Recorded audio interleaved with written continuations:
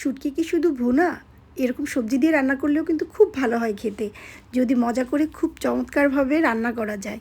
দেখতেই পাচ্ছেন কত সুন্দর কালার এসছে, আর খেতে খুবই মজা।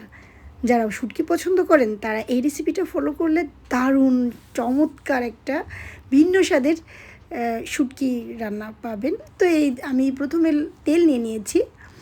তেলটা একটু গরম হলে আমি তার ভিতর এটা আমি একসাথে ব্লেন্ড করেছি জিরা, রসুন আর পেঁয়াজ, তো দিয়ে দিলাম। তার ভিতরে আমি দিয়ে দিচ্ছি শুটকিগুলো আমি আগে থেকে খুব ভালো করে গরম পানি দিয়ে ধুয়ে পরিষ্কার করে রেখেছিলাম। দেখতেই পাচ্ছেন এগুলো আমি দিয়ে দিলাম। এর ভিতর আমি এখন দিয়ে দেব লবণ, হলুদ সুন্দরভাবে দিয়ে তারপর আমি দিয়ে দিচ্ছি তেজপাতা। তো এগুলো দিয়ে এখন কষাতে হবে। আর আমি একটু লাল মরিচের গুঁড়ো দিলাম। কেউ চাইলে পুরাটাই লাল মরিচের গুঁড়া দিয়ে রান্না করতে পারেন। আমি কাঁচামরিচ দেবো, লাল মরিচটা একটু কালারের জন্য দিয়েছি। তো কষাচ্ছি, এখন খুব ভালোভাবে কষাতে হবে।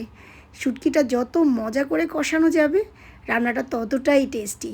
তো আমি একটু পরপর নেড়ে দিচ্ছি, দেখতে পাচ্ছেন খুব সুন্দরভাবে নেড়ে দিচ্ছি। তো এখন আমি আলুগুলো দিয়ে দিচ্ছি। এগুলো কিন্তু আমি একটু বড় বড় করে কেটেছি, কেউ চাইলে ছোটো ছোটো করে কাটতে পারেন, তবে আমি এই রান্নাটা একটু বড় বড় করেই আলুগুলো কেটে দিয়েছি। তা বেশ কিছুক্ষণের জন্য ঢেকে দিলাম। ঢেকে এবার ঢাকনাটা তুলে খুব ভালোভাবে আবার নেড়ে চেড়ে দিচ্ছি। দেখতে হবে নিচেই যেন না লেগে যায়। আমি দিয়ে দিচ্ছি সিম। শীতের সিজনে একটু সিম হলে কিন্তু খুব ভালো লাগে খেতে। তো দিয়ে আমি মশলাটা একদমই ভালোভাবে সিমের সাথে মিশিয়ে কষিয়ে দিয়ে আমি আবার ঢেকে দিচ্ছি। ঢাকনাটা তুলে দেখতেই পাচ্ছেন এর কালারটা। এখন আমি দিয়ে দিচ্ছি গরম পানি। আসলে তরকারিতে গরম পানি দিলে এর টেস্টটা খুব ভালো আসে, মজা হয় খেতে।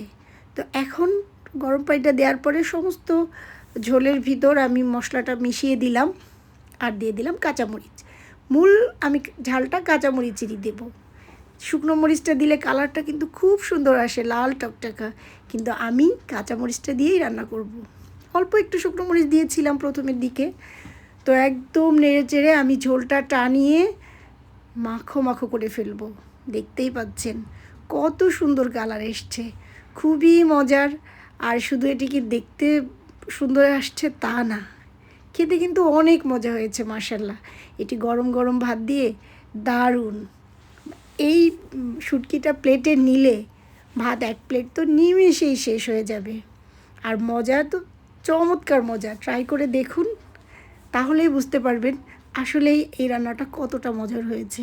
আজকের মতো আমি রুমা এখানেই বিদায় নিচ্ছি। আল্লাহ হাফেজ, থ্যাঙ্কস ফর ওয়াচিং।